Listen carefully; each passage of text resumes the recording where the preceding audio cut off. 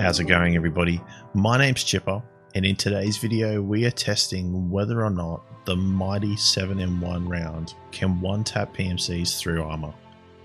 Now, the main reason I wanted to test the 7M1 round next is because currently it has the best chance out of any round to one-tap even up to class 4 armors. Now, the reason the 7M1 round is so strong is because of three main factors. One, it has 86 flesh damage, which allows for 6 points of flesh damage to be removed after penetrating the chest armor, resulting in a one tap. 2, it has 45 penetration, which is more than enough to penetrate class 4 armors 95% of the time.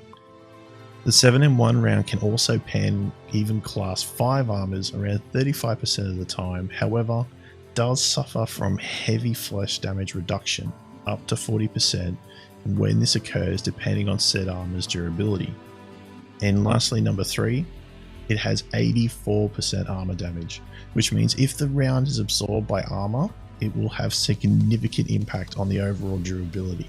This comes into play more so when the round is absorbed by class 5 or 6 armors. Now, much like my previous video, we'll be testing over 40 armors with the second account using the 7M1 round, ranging from class 4 to class 6 armors that I thought were relevant or used most in Escape from Tarkov currently. Now, the testing layout, I'm going to be first having the armor on my second account with a Mosin firing the 7M1 from my main account so you can see the results. Then followed by 3 more attempts done at 400% speed with the main account wearing the armor so you can see the durability / health. If you'd like to see the results slowed down, I highly recommend changing the video speed via the settings cogwheel. Now, a few things to mention before we get started, and feel free to pause at any point to review the descriptions. So flesh damage, blunt damage, and fragmentation can occur throughout the video, and they do have significant effects on the armor results. So if you want to know more, there's even links in the description for the armor material guide and spreadsheet. And also lastly, guys, please note that this is only a small test of 10 armors, which means results may vary or change per patch. Alrighty, and first up we have the 6B3TM, which is a class 4 armor with a 72 effective durability.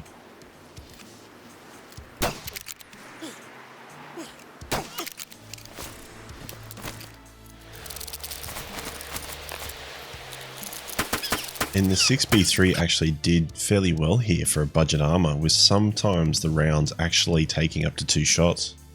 And next up we have the Wartech TV110 rig, which has an effective durability of 121.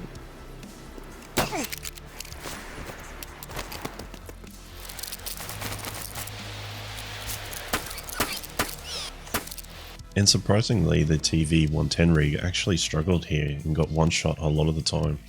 Okay, next up we have the A18 plate carrier, which has an effective durability of 123 and is a class 4 rig.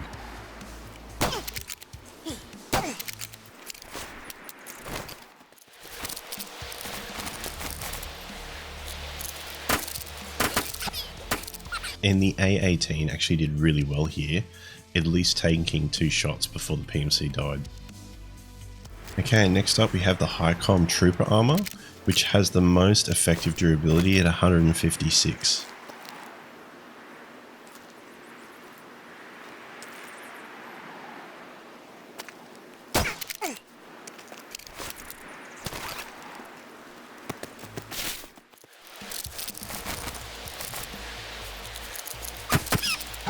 And yet again, this class 4 armor actually really struggled even with its effective durability, mostly getting 1 shot, with any rarities being the 2 shot.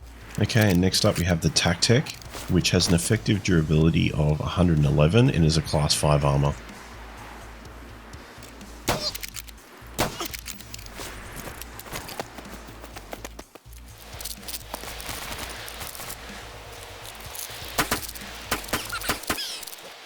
Okay, and most of the time this actually survived 3 shots, with fragmentation causing 2 shot to the chest.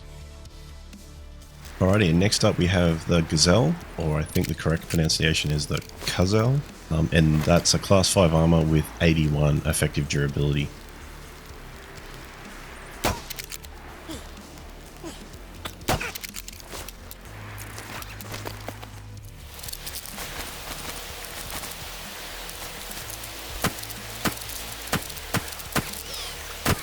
And this armor did extremely well, surviving 2 or 3 shots for a very budget armor, which is quite good. Next up we have the Gen 4 Assault Armor, which is a class 5 armor, and its effective durability of 127.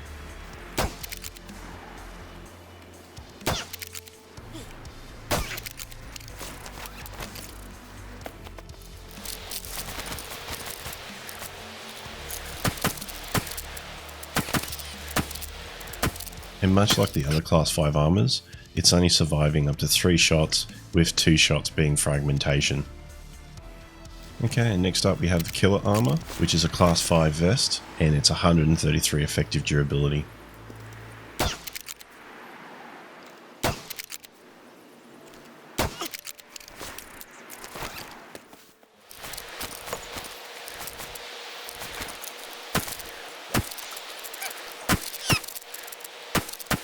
And due to the armor material being ultra poly, there was more consistency with 3 shots for this armor rather than 2. Okay, and next up we have the Zuck 6A, which is a class 6 armor with 94 effective durability.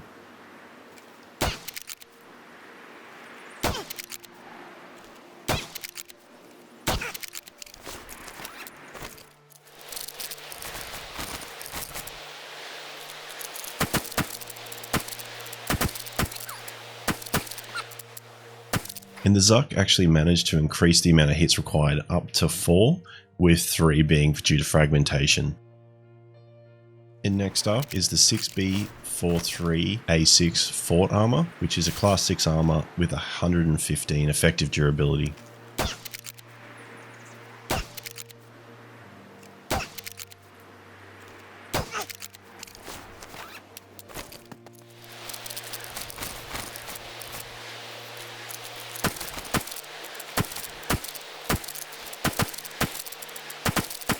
And not surprising, the mighty 7-in-1 round struggled against the Fort Armor, requiring at least 5 or 4 shots if it was fragmentation. Alrighty, and I just want to do a quick summary. However, I should let you guys know that I am battling the cold, so if my voice sounds a bit funky, I do apologize. However, starting with class 4, pretty much across the range with all the different armors, you're pretty much looking at either being 1-tapped or 2-tapped. The most consistent probably out of all the class 4 was the A18. You seem to be able to survive 2 shots more than being 1-tapped, so that's something to just be mindful of. Alrighty, now when it came to the class 5 armor, there is some consistency, being that it's normally between 2 to 3 shots to be able to kill the PMC. It's no real standouts in terms of survivability or consistency here, but the budget options are probably the Tactec and the Gazelle. Alright, and for the class 6, we're looking at the Zuck 6A first, and it did increase survivability by about 1 round on average, being 4 shots or 3 shots for fragmentation. Now moving over to the Fort Armor though, that did increase even 1 more bullet again, with the average being either 4 shots for fragmentation or 5 shots for normal. So you do get that extra survivability with the Fort, but obviously it comes with the speed penalty, but it is relatively cheap at the moment compared to other armors. Anyway guys, that's it for this armor test with the 7-in-1 round. I hope you guys enjoyed the content. Please leave a like and comment down below, especially if you've got any questions.